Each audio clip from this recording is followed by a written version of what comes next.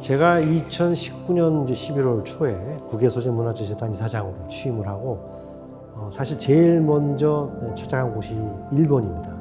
그 이유는 바로 제가 그 전부터 염두에 두고 있던 나전, 넝쿨무늬 합이라는 최고의 고려 시대의 나전치기를 어떻게 하든지 반환받고자 어떻게 보면 우리가 오랫동안 접촉을 해왔는데요. 그것을 제가 꼭 해야 되겠다는 사명감을 가지고 취임하자마자 가장 먼저 한 것이 일본의 소장가를 만나고 서로 섭외했던 일인데요. 이 국외 소재 문화재가 물론 여러 나라에 굉장히 많은 수가 나가 있는 것도 분명하고, 저는 이제 한 가지 늘 염두에 뒀던 것은 우리가 고려 시대의 문화재 중에서 가장 여러 가지 중요 문화재를 들고 있지 않습니까? 그 첫 번째가 일본에 있는 고려 불화라든가, 나전 칠기야말로 국내에 딱 2점밖에 남아있지 않았습니다. 그 2점도 고려 나전치기 중에 가장 돋보이는 작품들은 아니고, 그것이 약간 완영이 아닌 이런 작품들이 2점이 있었는데, 나전칠기에 대해서 제가 관심을 갖게 되고 어쨌든 이것이 꼭 돌아야 된다는 그 하나의 계기가 된 것은 국립중앙박물관에 근무하면서 2005년에 동경박물관에 제가 파견을 가서 거기서 고려 나전치기를 조사하게 됩니다. 그래서 이것을 계기로 제가 2006년에 고려 나전칠기 전시를 처음 국내에서 개최를 하게 되는데요.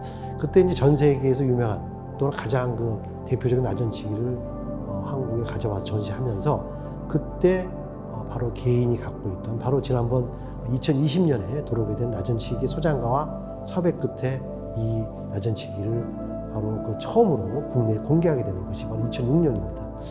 나전치기는 한 달 만에 전시를 끝내고 돌아가고 저희가 계속 관심을 갖고 모니터링을 했습니다만, 그것이 제가 국외소재 이사장이 되고 나서 또 새로운 계기가 마련되면서 이 나전치기 넝쿨무늬 합을 바로 저희가 환수할 수 있게 된 거죠.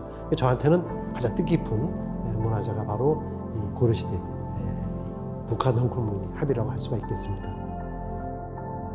이 나전칠기의 정확한 명칭을 붙이자면 나전, 대모, 국화 넝쿨무늬 합, 정확하게 얘기하면 또 모자합의 하나라고 말씀드릴 수가 있는데, 왜 모자합이라고 부르냐면요, 이건 이렇게 꽃 모양으로 생긴 화형 합의 큰 모합 안에 4개의 작은 자합이 들어있는 형태입니다.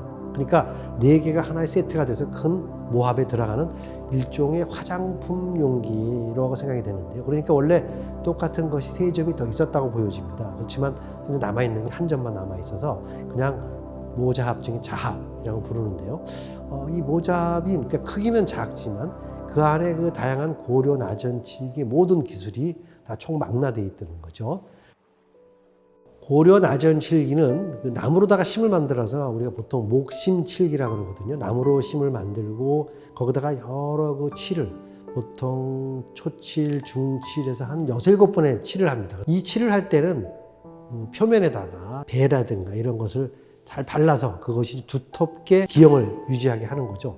그 다음에 다 완성된 나전치기의 외곽에는 얇게 자른 나전, 패각, 또 대모를 이용해서 꽃잎을 장식하게 되는데, 이 꽃잎은 그냥 하는 것이 아니죠. 대모의 안쪽에다가 붉은색과 노란색과 이런 채색을 해서 안쪽에서 바깥으로 색이 번져나오는, 다시 말해서 복채라는 기법을 이용해서 더 은은하고 이런 아름다운 나전치기의 미를 또 한껏 표출하는데요. 정말 이런 작은 그 자체가 10cm 정도밖에 안 되는 지금 나전합이거든요. 거기에 더 작디 작은 나전의 어쨌든 이를 하나씩 잘라서 붙이는 이런 작업은 고도의 인내력과 정교함, 그리고 지금처럼 줄톱이라든가 이런 게 있는 시절이 아니죠.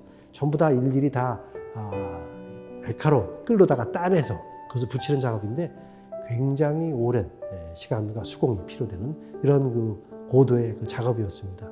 아마 고려 나전이 그렇게 인기를 끌었던 이유는 중국에서도 볼 수 없는 아주 정교한 문양과, 또 아까 말씀드렸던 대모의 복채법이라는 새로운 고려 장인들의 창안을 통해서 아주 극찬사를 받았다고 합니다. 그래서 고려도경의 세밀각이다, 극히 세밀하고 귀하다라고 하는 글이 표현되어 있듯이, 아마 전 세계에서 고려 청자 또 고려 불화와 함께 우리 고려의 미식을 대표하는 대표적인 미술품이 바로 이 고려 나전치기가 아닌가 생각을 하고 있습니다.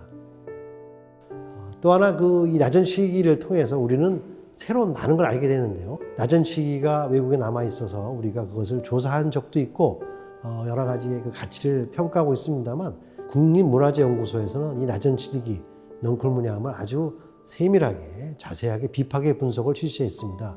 그 결과를 보니까 이 나전합은 전형적인 고려 나전치기 제작 비법이 그대로 적용이 되었고 재료가 사용된 것으로 나타났고요.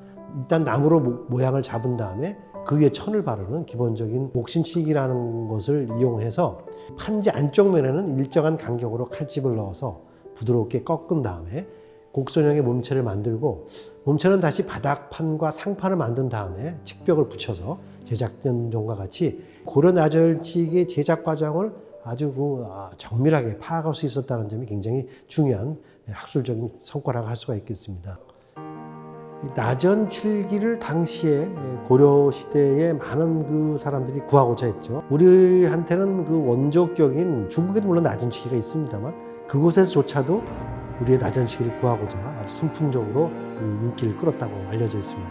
다시 말해서 오늘날 우리나라가 수많은 그 K-팝이라든가 K-문화 콘텐츠들을 전 세계에 수출하고 있는 것과 마찬가지인 거죠. 그런 점에서 아마 그 원료가 이런 나전합에 있다고 말할 수도 있을 겁니다. 아마 우리에게는 잊혀진, 우리에게는 찾고 싶은, 지금은 사라진 역사라고 할 수 있는 고려시대에 가장 유명했던 나전칠기 합이 수백 년의 시공을 뛰어넘어 현재 다시 우리한테 돌아왔기 때문에 우리는 우리의 문화재와 다시 우리의 자긍심을 일깨우는 가장 소중한 자산이라는 걸 보아볼 수 있게 하는 겁니다.